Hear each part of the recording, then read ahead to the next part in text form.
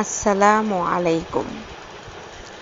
প্রিয় ভাই ও বোনেরা, আমরা সবাই প্রতিদিন ঘুমাতে যাই, কিন্তু আমরা অনেকেই জানি না যে ঘুমানোর আগে কয়েক মিনিটের কয়েকটি আমল আমাদের দুনিয়া ও আখিরাতের শান্তি বয়ে আনতে পারে।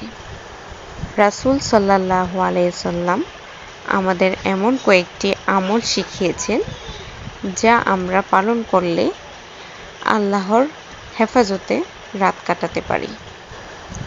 প্রথমেই ঘুমানোর আগে ওযু করে নেওয়া সুন্নত। রাসূল সাল্লাল্লাহু আলাইহি ওয়াসাল্লাম বলেছেন, যে ব্যক্তি ঘুমানোর আগে ওযু করে ঘুমায় তার জন্য ফেরেশতারা সারা রাত দোয়া করতে থাকে। তাই চেষ্টা করুন ঘুমানোর আগে ওযু করে নেওয়ার। তারপর ডান দিকে কাত হয়ে শোয়া সুন্নত।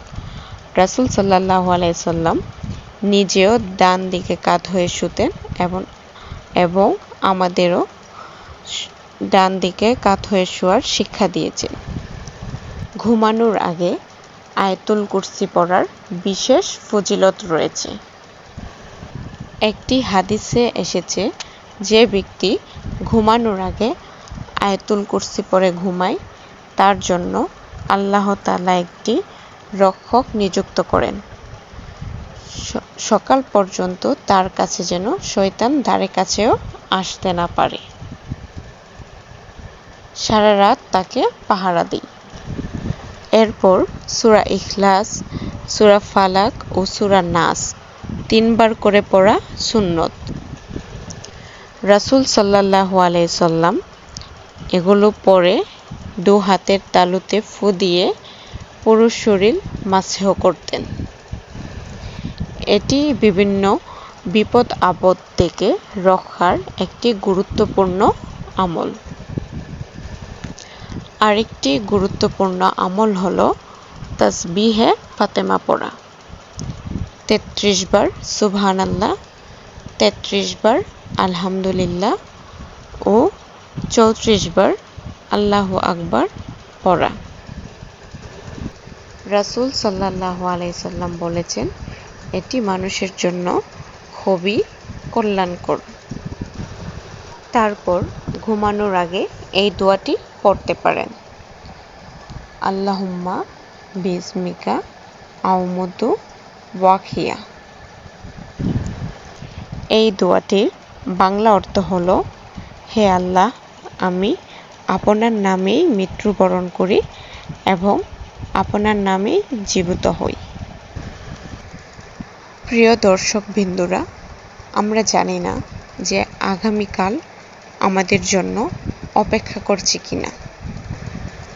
তাই প্রতিটি রাতকে এমনভাবে শেষ করা উচিত যেন এই রাতই আমাদের জীবনের শেষ রাত হয়। কয়েক মিনিট সময় ব্যয় করে আমরা এই আমলগুলো করলে আমরা খুব সহজে আল্লাহ তাআলার নৈকট্য লাভ ও হেফাজত লাভ করতে পারব।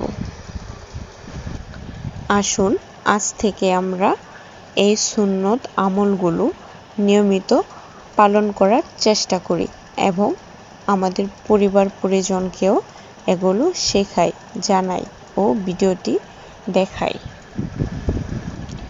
আল্লাহ তাআলা আমাদের সকলকে সুন্নত অনুযায়ী জীবন পালন করার তৌফিক দান করুন। আমিন। আসসালামু আলাইকুম।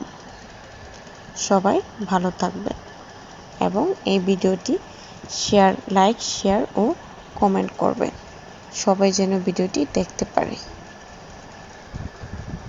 এবং জানতে পারে, আলোর পথে আসতে পারে। সবাই আমাদের সবার জন্য দোয়া করবেন।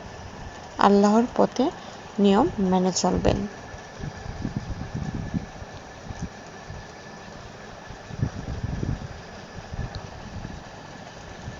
এবং সকলকে প্রথমে এবং শেষে দেখা হলে আসসালামু আলাইকুম বলে শুরু করবেন এবং আসসালামু আলাইকুম বলে শেষ করবেন।